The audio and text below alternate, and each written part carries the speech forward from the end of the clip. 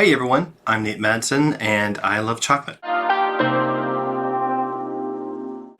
And today we're going to talk about a node that some may not have used in Unreal Engine and just how useful it can be for you. Coming up next.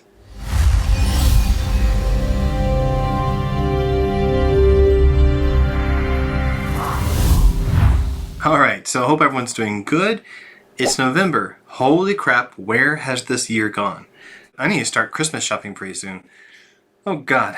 So as some of you may have noticed, I'm working in Unreal now. I'm doing this for my day job. I'm also doing it for a thing I'm doing on the side because I'm teaching some classes at the University of Tennessee, Knoxville.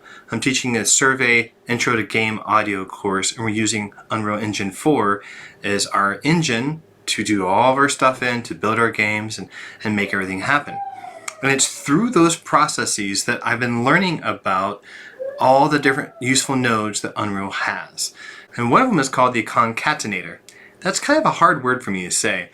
And what the heck does that word even mean? Well, it basically means to link something together into a new result. And so what we're going to do is concatenate things to make a new result. I didn't think that through at all. So it's a kind of interesting word. It sounds very British to me for some reason. I don't know if it is British or not, but basically you're just linking one thing and the other. And I'm going to show you how useful this is to do in Unreal. So here is Unreal 4. I've just pulled up a blank thing. I have nothing in this except for the starter content. And over here, I've made some files for us to work with today. I'm going to open up the first one, the full one. I'm going to open up in the Twisted Wave editor. And it's just going to be a rooster call. That'll wake you up. So if I pop this in, so I'm going to take this away. If I pop this in to Unreal, first off, you'll notice that it puts underscores in because file names cannot have spaces. So it's nice that Unreal will do that for you automatically. All right, we're going to right click and we're going to create a queue. And I don't care what it's called. I'm going to double click this queue and there it is. Now, right now if we play it, there's going to be no modification to pitch or volume. Every single instance of it is just going to be the same thing over and over again. It's like a DJ remix of Rooster. So we're going to remove this wire. We're going to break it. I'm going to add a modification, a modulator, and connect that. And up here, what's nice about the modulator node is it has a pitch and a volume min and max parameter. And it defaults to 0.95 and 1.05 for both. And you can make this really, really extreme if you want. For example, 0.1 for the min and 6 for the high end. It's a little bit higher. That's a fat rooster. So we don't want to be too exaggerated with this. Let's say we want to be somewhat realistic. So I'm going to restore those defaults. 0.95 and 1.05. 1.05. Sometimes I can talk. Okay, so yeah. And even with these pitch variances and volume variances,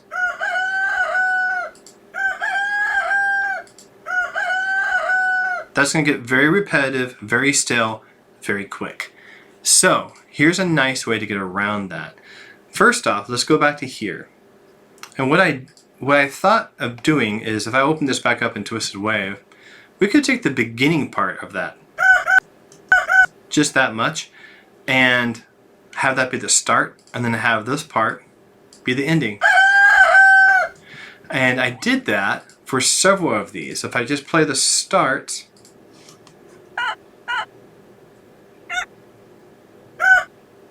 and then I have the ends over here.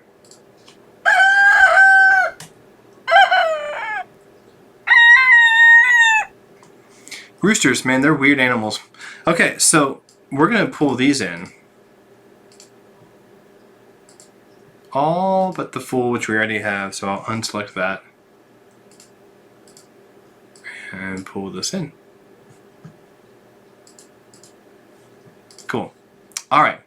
So we're going to select all of those and pull them into this queue. And we can get rid of this. We don't need this anymore.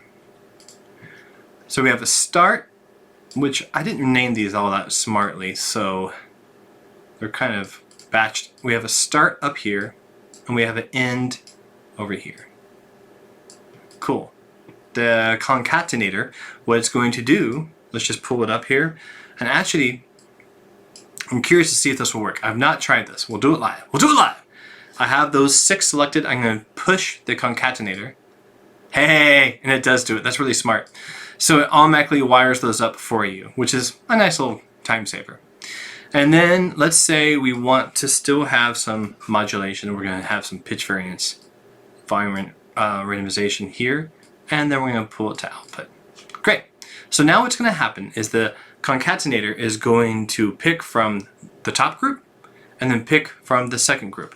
Top, bottom, top, bottom. And let's just see how it does.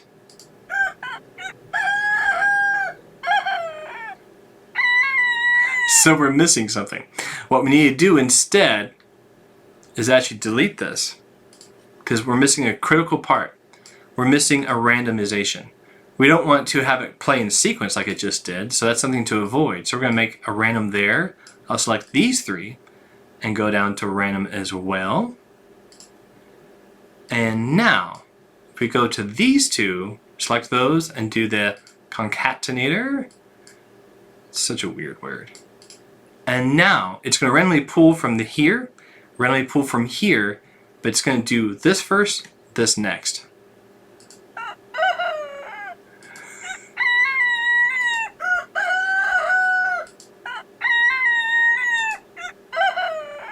Alright, so I just randomly pulled some rooster sounds, and these don't quite match up all that great. For example, this one is a much higher pitch than all the others, so I might break that wire. And I like to do this where I can control, I'm going to keep the volume 1 all the way across and only change the volume. And I'm going to put it about 0.7 to 0.75, a little bit of variance there, but not a ton. So that's all set up now. So if we play this and then double click this, it's a bit closer in pitch. By the way, if you notice, if I click here, it's not going to apply the volume change or the pitch changes. It's only on the node that has the information. For example, if I click here, it's going to randomize between these 3. Roosters, man, roosters. And you might decide, this one's kind of a crappy, this is a sick sounding rooster. I mean, that sounds like it's on its last leg. So we'll take that one away, and we're just going to use this one and this one. Okay, and we're going to see how this feels.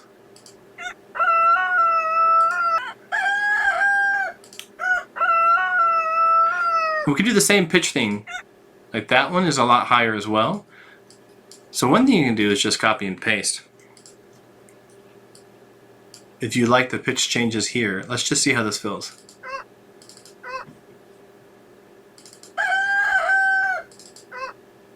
And also, that one's kind of soft. Let's make it louder.